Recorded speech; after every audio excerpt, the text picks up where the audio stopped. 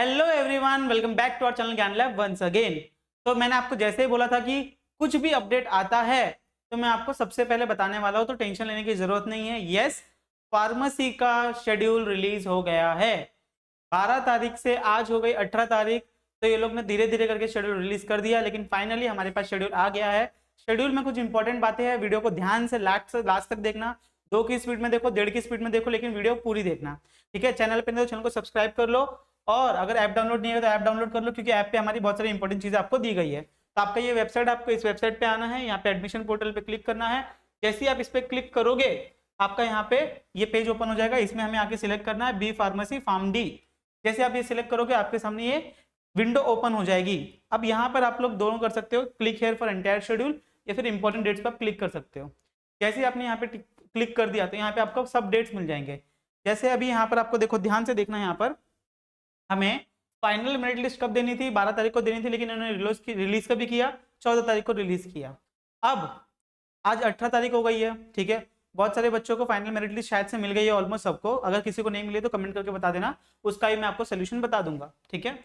अब आपका जो सबसे इंपॉर्टेंट स्टेप है, जैसे मैंने आपको बताया था कि अब क्या होगा, आपका सीट मैट्रिक्स रिलीज होगा। अब सर ये सीट मैट्रिक्स होता क्या है? सीट मैट्रिक्स में आप ये पता कर पाओगे कि कौन कौन से कॉलेजेस पार्टिसिपेट कर रहे हैं और उस कॉलेज में कितनी सीट्स है। ओपन के लिए कितनी है, एसटी के लिए कितनी है, एससी के लिए कितनी है, सारी कैटेगरीज के लिए कितनी कितनी सीट्स है, वो आप लोग देख सकते हो। क्योंकि आप लोगों को भी पता है कि बहुत सारे फार्मेसी कॉलेजेस को क्या कर दिया था, निकाल दिया गया था। उसकी वजह से हमारा ये प्रोसेस क्या हो रहा था, आगे की तरफ डिले डिले होता जा रहा था। तो अभी यहाँ पर आपको 20 तारीख को, ठीक है, 20 तारीख को इसी वेबसाइट पे आपको क्या दिखेगा, सीट मैट्रिक्स दिखेगा, जहां पे आपको पता चलेगा कि कौन कौन से कॉलेजेस है, ठीक है। इस एडमिशन प्रोसेस में टोटल कितने राउंड होने वाले हैं? टोटल 4 राउंड होने वाले हैं। ध्यान से सुनना आप लोग। पहला जो कैप राउंड चालू होगा वो होगा 21 को, 21 तारीख को चालू होगा 23 तारीख तक, मतलब 21, 22, 23 आपको टोटल 3 दिन दिए जाएंगे। 23 तारीख को भी आपको 5 बजे, अभी यहाँ पे टाइमिंग लिख के नहीं दिया है, लेकिन मैं आपको बता देता हूँ कि 23 तारीख को आप रुकना ही मत, 23 तारीख तक रुकना ही मत आप, ठीक है।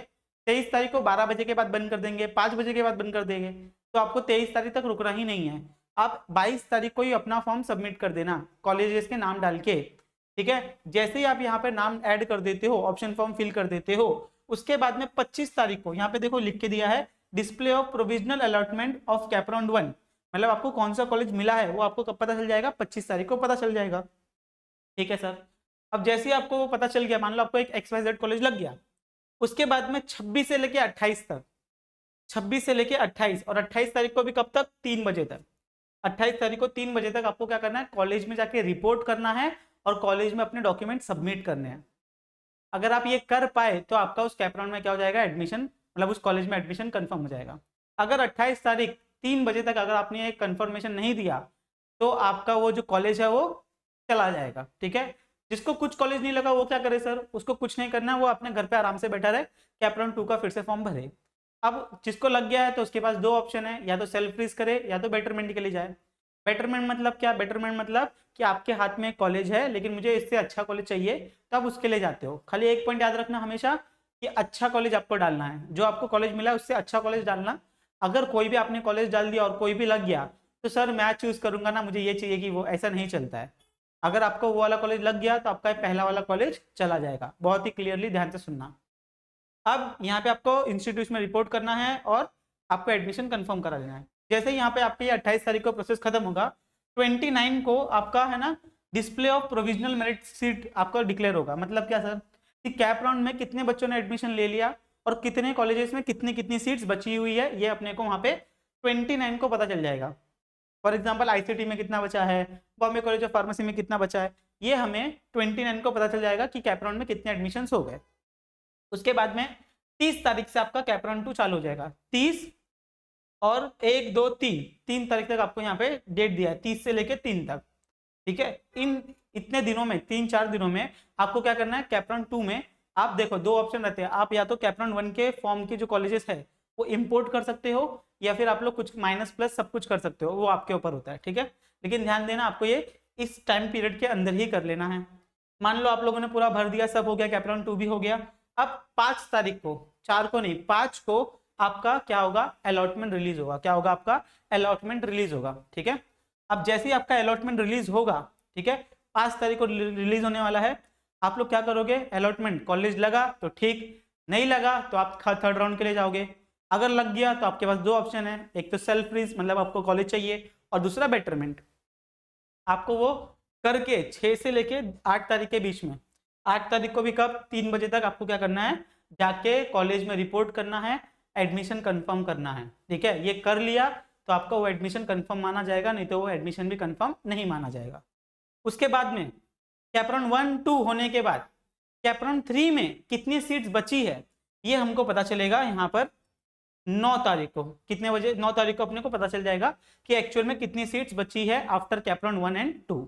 देखना है, समझना है। उसके बाद में कैपरॉन 3 के लिए सेम एक्सपोर्ट आप लोग कर सकते हो। ठीक है, कैपरॉन 2 से कैपरॉन 3 में सारे नाम्स, और उसको ऊपर नीचे प्लस माइनस कर सकते हो।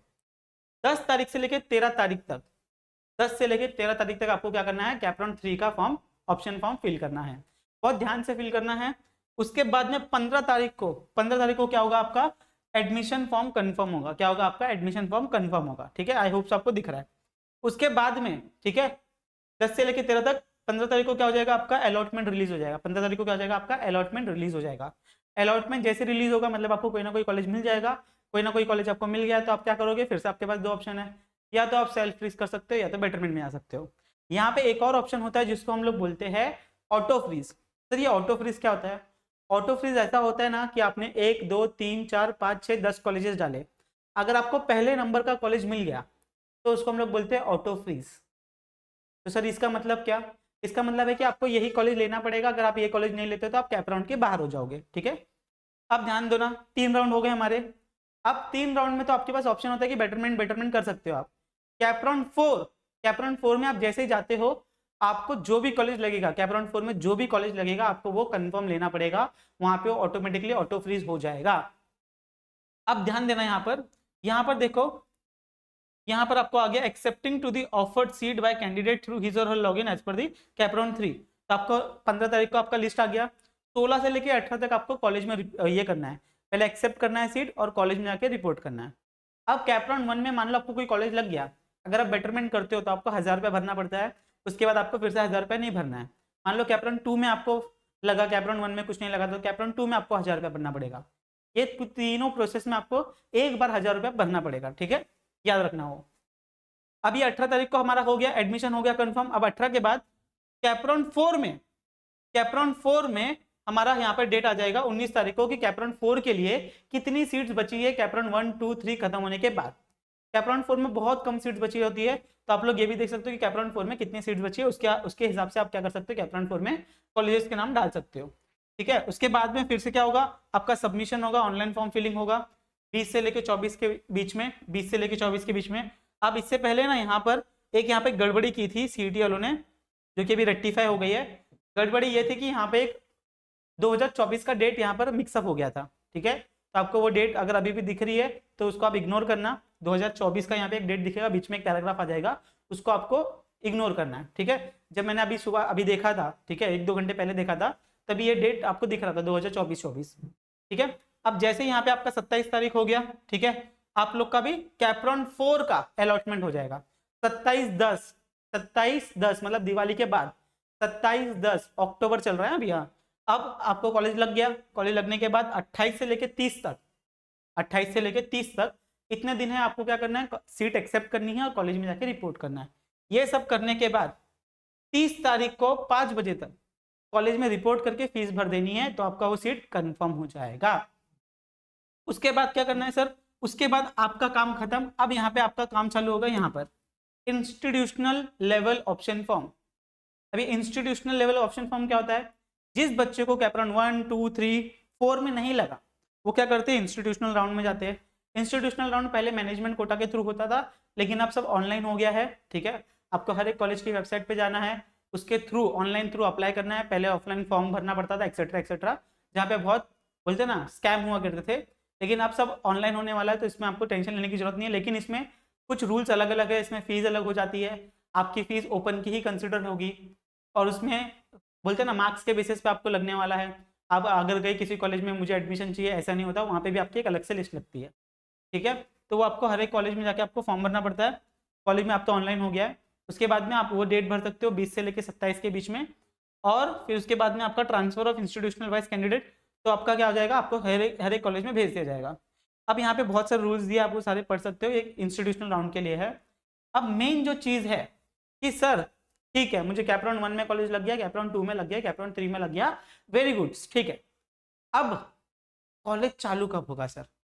और इतना लेट हो गया है सर, 30/10, मतलब ऑलमोस्ट अक्टूबर भी खत्म, नवंबर चालू हो गया। अब नवंबर में आपके कॉलेजेस चालू होंगे, याद रखना जैसे ही आपका कैप राउंड 4 खत्म होगा, चौथा कैप राउंड खत्म होगा, आपके कॉलेजेस चालू हो जाएंगे, ठीक है। तो कॉलेजेस कब चालू होने वाला है? कैप राउंड 4 खत्म होने के बाद। इस शेड्यूल के हिसाब से चले, इस वाले शेड्यूल के हिसाब से चले तो 30 तारीख के बाद, मान लो एक ही तारीख से, 1 नवंबर से, 1 नवंबर से आपके कॉलेजेस चालू हो जाएंगे, ठीक है। तो ये भी आपका डाउट खत्म हो गया, सर कॉलेजेस कब चालू होंगे? सर इतना लेट चालू हुआ तो सिलेबस कैसे कंप्लीट करेंगे? वो कॉलेज वालों का लुकआउट है, ठीक है। 3 साल से, ये तीसरा साल हो गया, 3 साल से कॉलेज नवंबर और दिसंबर में ही चालू हो रहा है। तो भी तुम लोग बहुत नसीब वाले हो कि नवंबर में आपका सब प्रोसेस खत्म हो रहा है, अक्टूबर में। पिछले साल दिसंबर तक गया था, दिसंबर तक। कैप राउंड 2 के बाद 1 महीने का स्टॉप हो गया था, स्टे लग गया था। भगवान से प्रार्थना करो कि बीच में कुछ ऐसा ना हो।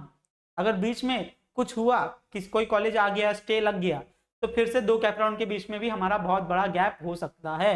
भगवान से प्रार्थना मैं भी करूंगा, आप लोग भी करो कि बीच में ऐसा कुछ ना हो। ये भी बहुत पॉसिबिलिटी है कि डेट एक्सटेंड हो सकती है, लेकिन ये जो डेट्स दी है ये एक्सटेंड होना थोड़ा सा मुश्किल है, ठीक है। ये same as it is follow होने वाली है, अगर कोई स्टे लगता है तो ही डेट एक्सटेंड होगी, नहीं तो डेट एक्सटेंड होने वाली नहीं है। आई होप सो ये शेड्यूल मैंने बहुत ही क्लियरली आपको बता दिया है। आप सबसे एक ही रिक्वेस्ट है कि कॉलेज की लिस्ट बनाना चालू करो, ठीक है, उस हिसाब से ही, क्योंकि आपके पास सिर्फ 3 दिन होगा। मैं 3 दिन में नहीं बोलता हूँ, खाली 2 दिन होगा। आपको फटाक से चालू करना, फटाक से फिल करना, ठीक है, ताकि आपको आगे जाके प्रॉब्लम ना हो। आई होप सो इस वीडियो से आपको हेल्प हुई होगी। हेल्प हुई तो वीडियो को लाइक कर देना, अपने फ्रेंड्स के साथ शेयर कर देना। चैनल पर नहीं तो चैनल को सब्सक्राइब कर लेना। मिलते हैं नेक्स्ट टाइम, बाय एवरीवन।